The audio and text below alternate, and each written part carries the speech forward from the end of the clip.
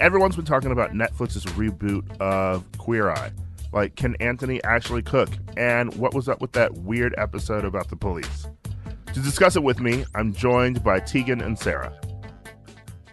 I'm very excited because I have two people here that I love. Tegan and Sara. Hi. Hi. What kind of love are we talking about when you say the word love? I enjoy your music. Okay. I enjoy you as people. Yeah. Like Real love. You have like strong feeling for Yeah. us. Like actual feelings. Like yeah. when I see you, I genuinely like to see you. I don't know if I would like so liberally throw around love, but like, I mean, I really care about you. Sarah's You know. Sarah's showing her true colors right now. When does friendship feelings turn into love feelings? I just don't know. You're a regular Carrie Bradshaw today. So you're rewatching that show. Yeah. And there's another show that's back that I think everybody is surprised it's good. It is good. Queer Eye.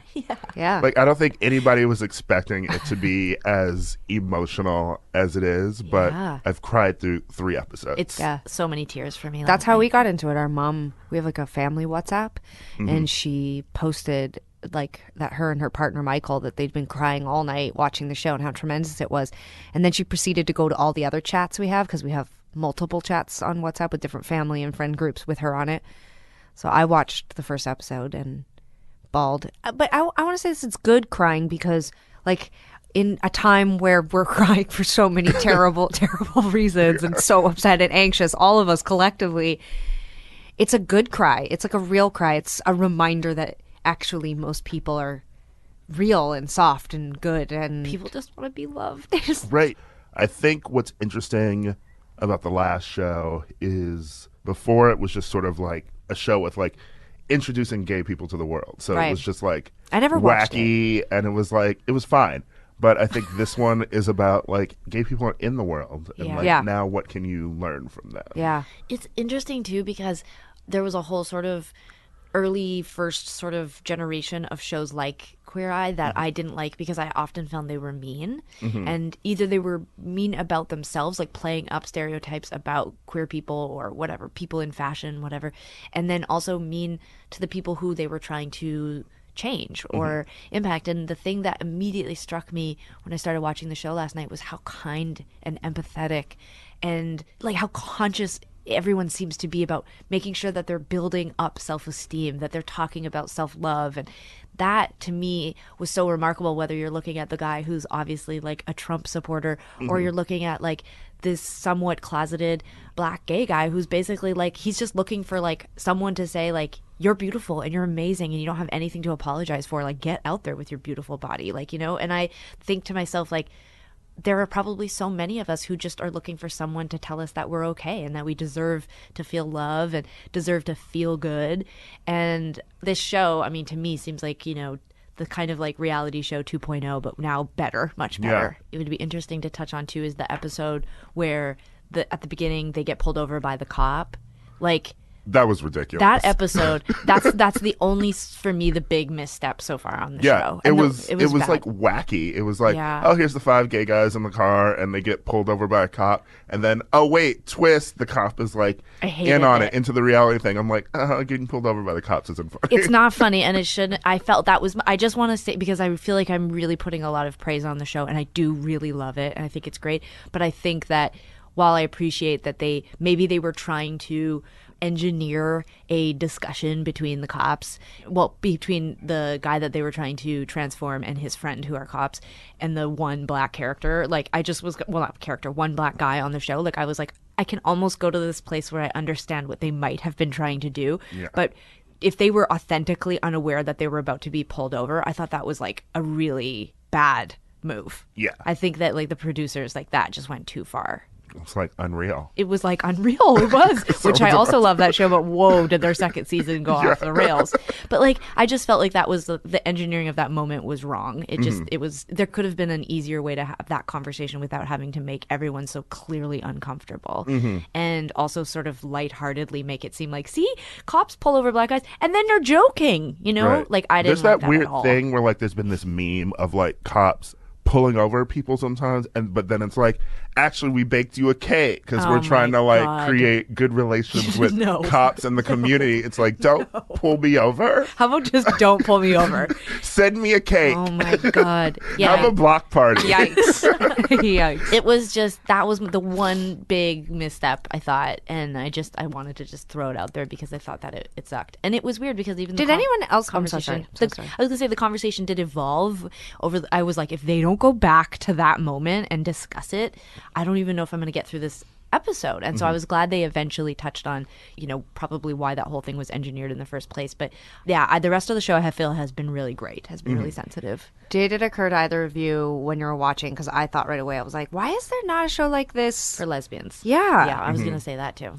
Well, even thinking about the reboot now, I was like, where's like a trans character too? Yeah. I'm like, Look, I mean, introduce this all is that the to problem with world. They should LGBTQ definitely. content, though, is that we always try to be everything to everyone, do. and it's like, it's okay. Here are the gays. Yeah, Yeah. It's So- like I just had a proper moment where I was like, I think lesbians have a lot. I mean, there's a lot of fashion icons and a lot of really like well dressed and interesting lesbians, and then you must think, I mean, like all the other categories of like health and fitness and feeling good and all the rest of it. I was like, Yeah. why can't they pull something like What this would be together? even funnier is if it was like, instead of it trying to be like a modernized version, just like, what if it was like all stereotype lesbian, like they actually walk you back from where where you are, like they're like, you're too modern and we can't tell that you're queer, and so we've changed your closet. It's all plaid, it's all work boots. We're gonna take your long hair, we're gonna cut it back into the Please come. military I want haircut. them to come and have that conversation with me because I would be so much happier if I could just go back to that. Yeah, that's what I thought about. No, but speaking of LGBT women, that is what the Tegan and Sara Foundation is for. Yeah. Tell me a bit about how you two created it and why, I guess. Well, we decided in 2016 to start the Tegan and Sara Foundation, mostly to kind of elevate the activism and the, sort of raising of funds that we already had been doing. I think because all of a sudden we were a bigger band and we had a little more visibility with our last record, there was a lot of requests coming in from a pretty wide range of organizations, like, help us raise money for this and this and this. And it was hard. Like, we were feeling like personally a little stressed out about where to focus our energy. And so anyway, long story short, we started the foundation and we knew we wanted to focus on funding LGBTQ organizations, but we started kind of doing research and looking at the numbers, and there's just a really, really like intense need for money for LGBTQ organizations that research and represent and fund women's programs and youth and young girls programs. And we were kind of excited by that. We were like, great, this is a focus for us and it really ties into our audience. But within a few more months, it was like, oh, we need to even focus more. And so we're really trying to not just raise money and write grants, but also like create programs and have the kind of conversation that we can have, because we can get in the door with some of these organizations to center women and girls, specifically women of color and trans women, because they're even more under-researched and underfunded. And it's been great. I mean, it's long, it's hard. We joke sometimes where I'm like, why did we do this? It's like we took on a second full-time job, and there's so much to learn. And, we spent a lot of last year meeting with organizations and talking about where the issues in the community lie. And we're not raising millions and millions of dollars right now. So we're really having to use our skills as indie musicians to stretch a dollar. And we're trying to fundraise and you fundraised on had your recent tour for the 10th anniversary of the con. Yeah. And it seemed like your fans really donated and came out. Yeah. Oh, yeah. As soon as we get creative and find places like that to raise funds, the money comes in. We just have to keep being creative. Sarah Yeah. needs to keep coming up with creative ways for us to. But people love it. People feel engaged, and we're not trying to raise thousands of dollars from each person. We're really encouraging our audience to give $1 or $5, especially women in our community. We tend not to give as much, and I think there's a lot of need in the community right now. And I think we get scared that $5 isn't going to do much, but we're fundraising for organizations that $5,000 is like their entire budget for the year, and we can really make a difference. So I hope our community hears our call, and also that men in our community, women have been the backbone of a lot of the, LGBTQ issues that centered around men for decades now. And like, just because our organization is centering women and girls doesn't mean that a lot of these organizations don't have programs that support men, or that the center doesn't support men. And so I hope men will step up as well. And it doesn't have to be for our organization, just that they get involved in something other than themselves. Step up to the streets. Yeah. Step Up 3D, Step Up Revolution. All of the step ups. Tell people how they can donate and get involved. Sure, yeah. The Tegan and Sara Foundation.org is where we exist as a website. And, the goal actually for us is to start making it easier to donate. Websites, sometimes I say a website to someone and you can see that they're like, oh yeah, websites. How do those work again? So we're trying to figure out. They're like the Apple computer. What's a computer? Or They're that like- commercial. Yeah. What's a computer? They're like, do you have an app or something? They're like, why can't you just do it yourself? Go to my bank. So yeah, we're figuring out, and also engagement. Like Tegan was saying, there are, we've really centered community organizations who are doing fantastic work. They just need to be amplified. We just want to connect the dots for people. Or they take the money and they turn around and they do something with right away. Like a lot of the organizations we initially wrote grants to, they were doing simple things. Like there was an organization in Florida where we donated and they were buying bus passes because a lot of times these places exist. They have great resources.